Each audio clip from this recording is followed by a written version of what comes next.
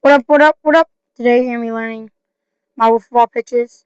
I have a riser, slider, slurve, curve drop, knuckleball, and knuckle drop. Those are the 6 pitches that you're going to be learning today.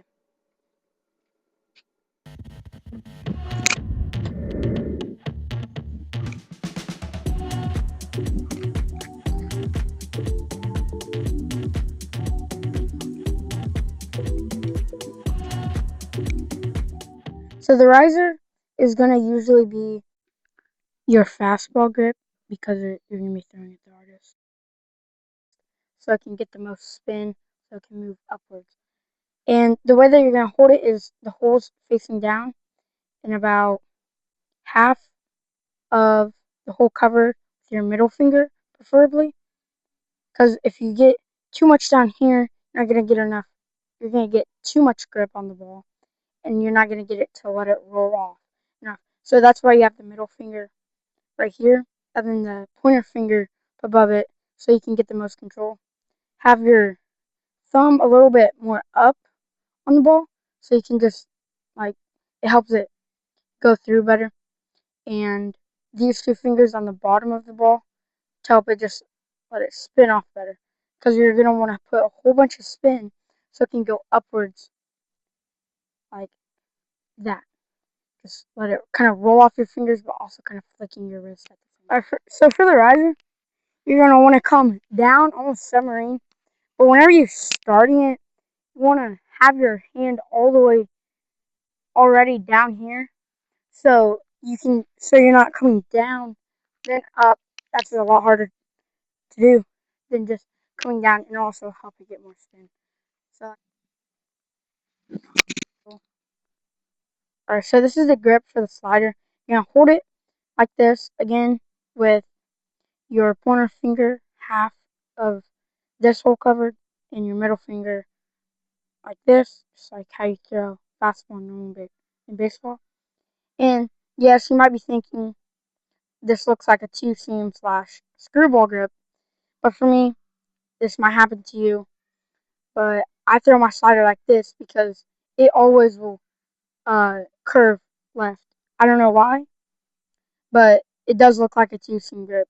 You're just gonna throw it overhand, let it roll off, try to get the most spin so it'll move the most. Alright, so for the slider release and arm angle, you're gonna pretty much just be going over the top and letting it roll off, and the ball's gonna do the rest. Pretty easy.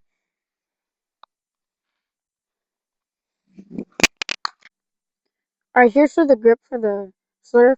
So it's basically just a slider grip, like you saw in the previous grip, but you're gonna rotate your hand a little bit to the left more, and the arm angle is going to be different. You're going to make sure your arm is an L, just straight up L like that, and kind of let it roll off your fingers.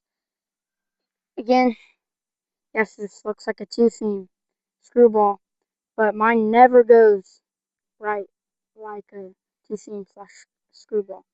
So that's how I throw, or that's how I grip my slurve.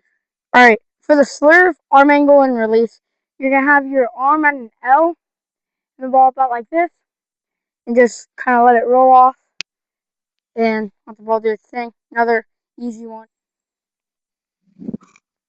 Ooh, that's good. All right, here's for the curve drop grip. Now, this is my favorite pitch to make people look silly on. You're going to hold it with this middle finger fully on the hole, and these two just off like this.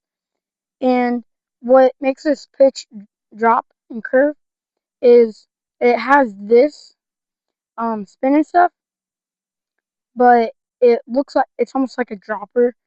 If you've seen a dropper, it just drops and has the hole facing up.